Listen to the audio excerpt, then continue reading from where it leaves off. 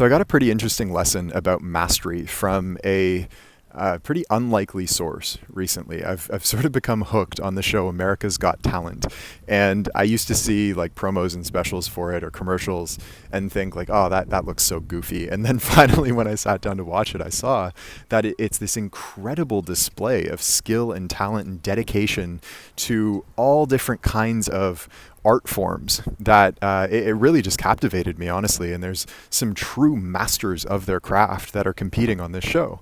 And there's some goofiness as well, but like if you look beyond that, there's some really, really incredibly inspiring stuff. And so the lesson on mastery that I got from this show, as I'm watching it, in particular, I was watching, I think it was a magician, and he was doing sleight of hand.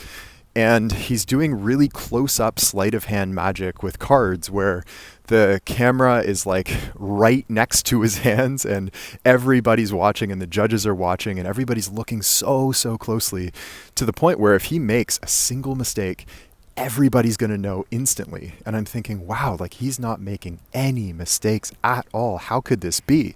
And he's doing this act after act after act, and he ended up winning. And as I'm watching this, I came to the realization that mastery doesn't simply mean being able to do the thing that you're doing perfectly. If this is your jump shot or a move or whatever, mastery of that doesn't mean that you can simply do it right every time. It means that you can't do it wrong.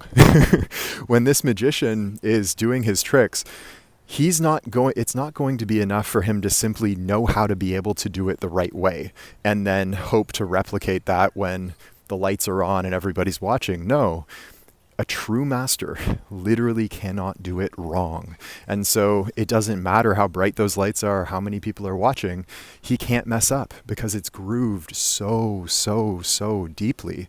That is what mastery is. And that type of mastery really only comes from an incredible presence of mind and dedication to the craft as you are training, and incredible, like mind-numbing amounts of repetition.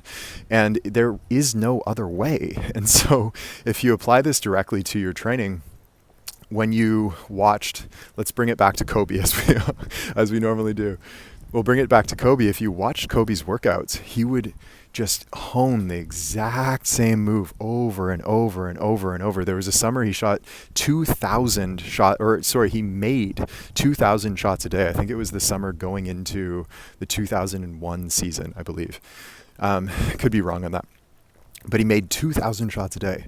And if you look at those shots, they were the same series of shots over and over and over until he could not do them wrong.